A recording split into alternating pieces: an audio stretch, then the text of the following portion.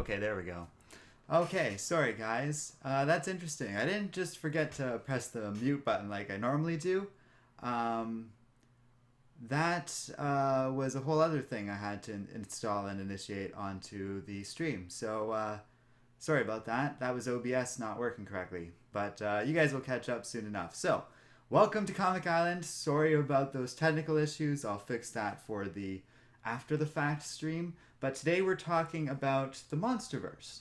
Godzilla vs. Kong is going to be kind of a central discussion in this piece, but it's a little more broad than that. I want to talk about Legendary Pictures' line of movies, my thoughts on the Godzilla and Kong characters, as well as just the franchise of these films, going back into Japan, the next Netflix animated movies, anything else that I kind of can talk about here. And we're just going to kind of bring it all together into one big stream because we've never talked about the MonsterVerse before or any of these characters. But I'm a bit of a fan. And I feel as though it's worth talking about. Zach Taft in the comments says he remembers when Godzilla fought the Avengers once. Him and Kong have both have this history in the comic books. So I think it's about time we kind of include them into the discussion a little bit. I'm going to move this camera a little bit down because I'm sitting funny on it. Even then, I'm a little high, but my monitor doesn't go any lower. So here, it's probably too low. Get a good balance there. Yeah, that's a little better. I would prefer not the two extremes between way low and way high, though. I don't know why it's being all funny. You go like this. That? What does that look like? Still low, but I can go like that now. Yeah, okay, that's good enough. I'll stop fiddling around with the camera. Sorry for all the technical issues. I guess I was just moving stuff around and everything was a little slightly off. Darkside says, I think King Kong would be my favorite. Certainly the way he's treated in this movie, he's kind of the underdog and I think is the more sympathetic character. But I do like Godzilla and he kind of has more cool powers than Kong with his atomic breath and such, which is kind of showcased here in its own little way. Like, if Kong didn't have a weapon essentially forged from part of Godzilla, he'd be sort of outmatched by the beast. And that's kind of part of the story, I think, to a degree. But, like I said, this is less about that movie specifically, although I'm sure we're going to talk about it a lot, and more about why I think it's worth continuing the MonsterVerse and why I would like to see more of these movies, because if anything, that's my big takeaway from Godzilla vs. Kong was this is awesome and I'd like to keep seeing more of these kind of movies, especially because it kind of took a long time for the ball to get rolling with the MonsterVerse. But I suppose before we get into that, we should talk a little bit about these characters in general and their history, because these are kaiju films as they're commonly referred to. But as I was kind of reading around this movie's release, kaiju in Japanese, from what I understand, just means strange beast. And that term's very broad because it doesn't even really imply giant, but as it's kind of used in the West, it does sort of imply like the Toho films and various iterations of them featuring Godzilla and all the other characters, along with King Kong in those Japanese movies, and a host of others, including Mechagodzilla, Mothra, Rodan, King Ghidorah, all these other characters that have also by now made their way into the MonsterVerse, which is pretty damn cool. Because in comparison, while there's decades of history for these Godzilla films in the East, in the West, there was really only the Godzilla movie, I should say, of 1998, which is awful. And they kind of made a Saturday morning cartoon out of that, that I remember watching as a kid, where an offspring of the Godzilla from that 1998 film teams up with this group of scientists to rescue people and fight other monsters and stuff. It's very strange. And so, in comparison, these legendary films are much closer to what I kind of would want from those Japanese film adaptations, because those movies, and to be fair, I haven't actually seen a full iteration of a Japanese Godzilla film in any form. I have watched clips before, and I have kind of sat through little like compilation video things, like even in a theater that they put on once. But and I think I saw that like in the U.S. one time on a trip or something like that. But mostly, I haven't seen a full film, but mostly those movies, from what I understand and from what I've seen, are the focus is on the monsters fighting each other, and the humans are just kind of these scientists reacting to things, as is kind of the stereotype. But that's okay, because that's generally what these films are about. Is just these big monsters and funny characters fighting each other, and this sort of shared universe, almost an early version of Marvel or DC Comics, where you have these characters appearing across these different movies, and there is a sense of continuity even if stuff gets retconned and changed and fiddled with over time. So I value that stuff a lot, and if anything, I think one of the biggest missteps the MonsterVerse historically has made is in movies that tend to skew the focus towards big name actors and human characters when the focus really should be on these monsters fighting. And I would say over time the MonsterVerse is actually getting better and better with that. We started out with the first Godzilla movie, which I don't hate, and do kind of like the way they did stuff, because I still think about how there's that scene where Godzilla just rises out of the water and the sheer force of his size just wipes out an entire harbor kind of thing. But we only really see the devastation after the fact, and if anything, that movie kind of works for what it is, because yeah, we don't see a lot of the monster stuff, but it builds up to the point where when we do, it's very epic and amazing. And as an introduction to a MonsterVerse, that isn't terrible. I remember being a lot more disappointed and frustrated with the movie at the time, but in hindsight and retrospect, and in the context of it being now part of a series of movies, it's more amendable, and it's still miles and miles above anything we got from the 90s Godzilla movie. So that came out, it kind of wastes Bryan Cranston and has all these other little problems, but does get a lot right. And there is that scene at the end of the movie where Godzilla just uses his atomic breath, ripping the Muto's jaws open and just unleashing fire down into this creature. That is memorable as hell.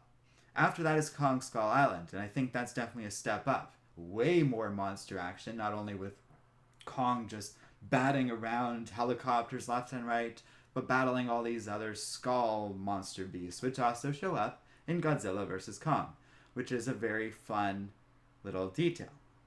After that, I think it gets even better with Godzilla King of the Monsters, where we get full-fledged monster action, rampage across cities, and honestly, the only problem there, and kind of in Skull Island, is we get bogged down with unnecessary and often bizarre human drama, kind of across all three films, the three being Skull Island, King of the Monsters, and Godzilla vs. Kong.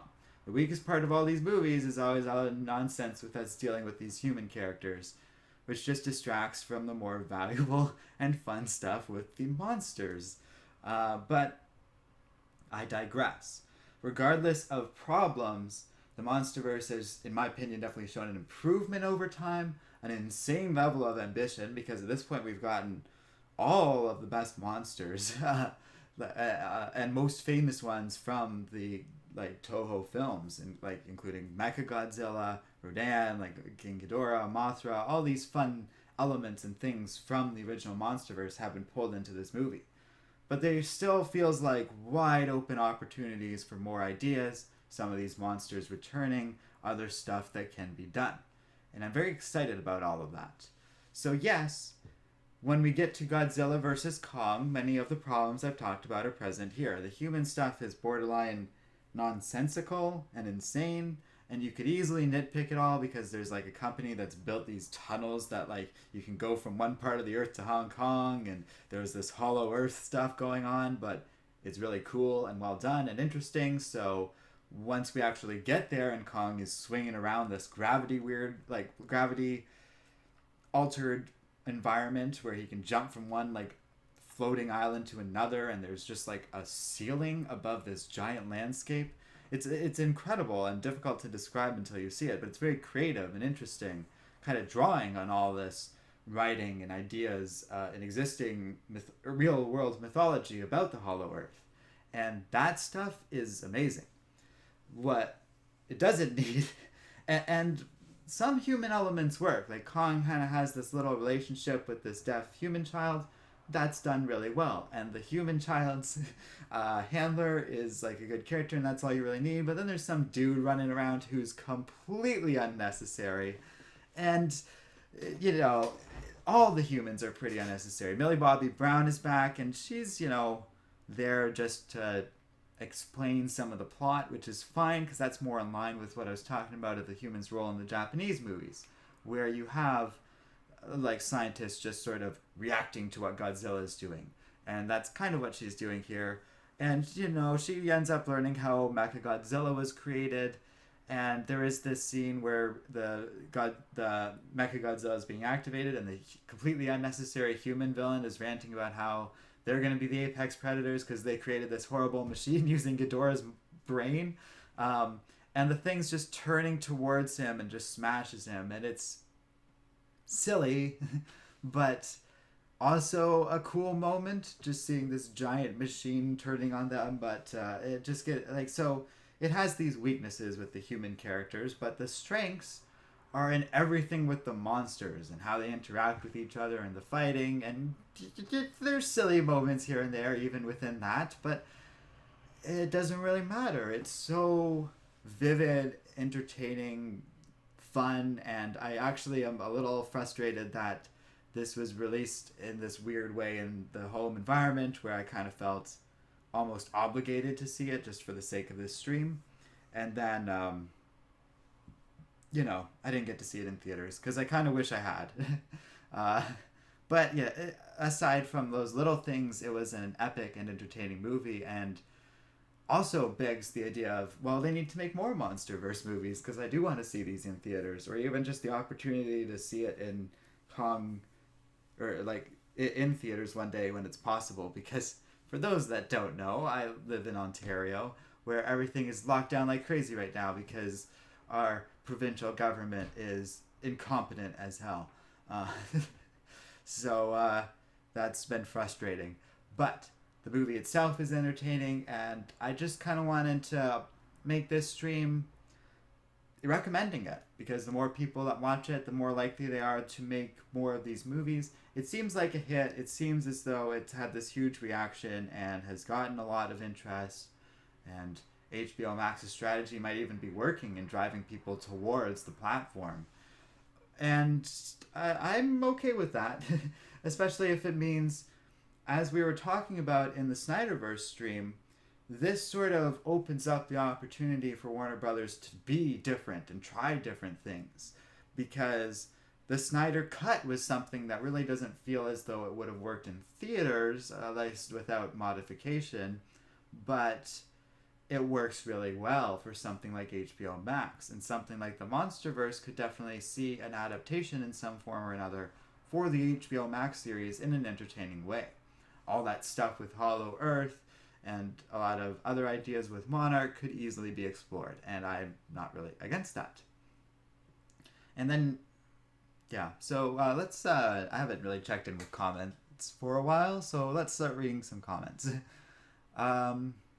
Zach Tapp does say, the main thing about the movie is the monster fights, which is just agreeing with me earlier, but I missed. Darkside also says, Godzilla would be more powerful than King Kong, but maybe he can take a few blows on him by punching. Yeah, there is, it's one of those things where it's within the context of the fiction, and therefore it's whatever the writers can kind of come up with. If Kong gets a crazy advantage with this cool axe, or the movie really, as I kind of think it should be, about these two monsters reaching an understanding, I'm actually for it, because they're both awesome. And after such a cool series of fight scenes, because we also got a healthy dose of those. It's not like Kong and Godzilla had one fight scene. There's different fights under different circumstances, and therefore different outcomes. But I think because of that, and because we kind of have fallen in love with these two characters, it makes sense that they reach this detente of sorts. And the cool side of that is, over the course of this movie, we see where Kong does kind of have an advantage. Not only can he use weapons like the axe thingy, but also he gets this blow early on against Kong, and that's when I was so excited for this movie. My girlfriend actually snapped a picture of me in that moment. My eyes just lighting up. And he just gets this clean blow against Godzilla right in the jaw that is so great. And I think it really gets into the strength of a gorilla. And he really, if Godzilla ever let his guard down or got exposed in a way where Kong got a good grip on him, he could really just tear the lizard apart. But that atomic breath is deadly and would just wipe Kong away in a single hit. And they showcase that very consistently throughout the movie. And Kong knows, because their species have this history together, which I thought was clever and added a lot of context to this whole movie. He knows to avoid the atomic breath and dodges it really carefully. I quite enjoyed the dynamics behind their fight, even the whole idea of these two animals fighting. Because there are plot holes, like there's this huge big transition to get into the Hollow Earth, and then Godzilla just sort of blasts a hole and it's sort of hand waved away because Kong literally climbs out of the hole Godzilla makes. But it almost doesn't matter, and to me it's almost like, well, the Godzilla species just know how to get to the Hollow Earth with their atomic breath somehow. Like they've had this war in this history that we humans have no concept of. And the Hollow Earth stuff also contextualizes a little bit how the monsters kind of came to be and grew so large without it really corresponding to Earth's biosphere. And I think that's pretty creative. It almost fits with the Pacific Rim content and leaves that open for a crossover still, because those are kind of within the same umbrella of Warner Brothers, even though the Pacific Rim sequel is really bad, and I don't know if I've seen it, so I'm not going to comment on it too much. But I'd still be up for that. I'd still be up for a lot of things. There's so many cool stuff you can still do, because I feel as though the scope of what we've seen in the MonsterVerse is still very narrow and limited. We've really just been introduced to these creatures and haven't, like, fully explored all the fun stuff we can do with them. At least not in my opinion. I could be wrong about that, but I just...